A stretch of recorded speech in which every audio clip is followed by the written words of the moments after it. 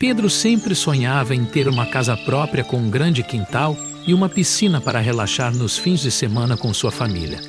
Depois de anos de trabalho árduo, ele e sua esposa Mariana finalmente conseguiram comprar um terreno espaçoso numa tranquila vizinhança afastada da cidade. Junto com seus filhos, Luana e Felipe, começaram a planejar as mudanças na nova casa.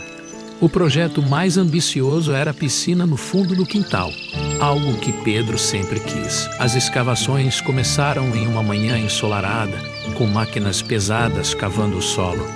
Tudo parecia correr bem até que um dos operários gritou. Pedro correu para ver o que acontecera e se deparou com algo inesperado. Um caixão antigo, de madeira escura e corroída pelo tempo, emergindo da terra. Surpreso e um tanto intrigado, Pedro chamou sua esposa e decidiram abrir o caixão juntos. A tampa rangeu ao ser removida, revelando o esqueleto de uma mulher vestida com um traje de época. Havia algo perturbador naquela descoberta, mas a curiosidade e a falta de crença em superstições os fizeram prosseguir com a obra. Naquela noite, coisas estranhas começaram a acontecer. As luzes da casa piscavam sem motivo aparente, mesmo após revisarem toda a fiação elétrica. Objetos mudavam de lugar. Mariana deixava as chaves na mesa da sala e as encontrava no banheiro. As portas batiam sozinhas, e Pedro sentiu uma presença constante o observando. Os eventos, inicialmente sutis, tornaram-se cada vez mais frequentes. Uma noite, Pedro acordou com o som de passos no corredor. Levantou-se, ainda meio sonolento, e viu um vulto ao fundo do corredor. A figura feminina parecia flutuar, vestida com um vestido de época, similar ao encontrado no caixão. Pedro ficou paralisado de medo, incapaz de se mover ou gritar. A figura desapareceu na penumbra, mas o medo permaneceu. Luana e Felipe começaram a se queixar de pesadelos recorrentes. Luana falava de uma mulher que a observava dormir, enquanto Felipe descrevia uma presença fria que o acordava durante a noite. Mariana, por sua vez, começou a ouvir choros e gritos de angústia vindos do porão. Desceu, com o coração batendo forte, e encontrou o porão vazio, mas o eco dos gritos continuava a ressoar em seus ouvidos.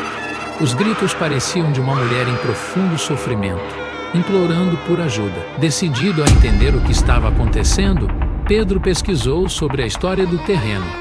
Descobriu que a casa fora construída sobre um antigo cemitério que, nos tempos coloniais, havia sido profanado. A mulher do caixão era uma jovem chamada Catarina, que fora enterrada viva, acusada de bruxaria. A descoberta o encheu de terror e culpa. Tentou ignorar os eventos paranormais, mas era tarde demais. As manifestações se intensificaram.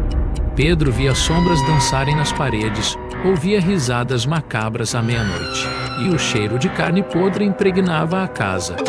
Uma noite, enquanto dormia, foi arrastado para fora da cama por mãos invisíveis e jogado contra a parede.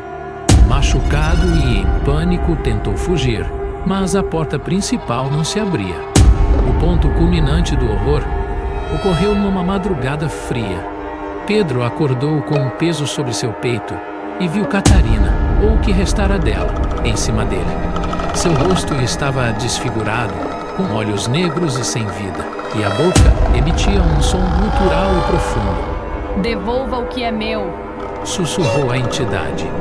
Ele tentou lutar, mas suas forças foram drenadas. Sentiu uma dor excruciante no peito, como se sua vida estivesse sendo sugada.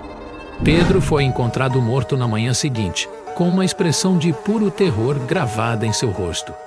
A causa oficial da morte foi um ataque cardíaco, mas os sinais de luta e os arranhões em seu corpo contavam outra história. Mariana e as crianças, aterrorizados, abandonaram a casa, deixando para trás todos os seus pertences. Os eventos paranormais nunca cessaram.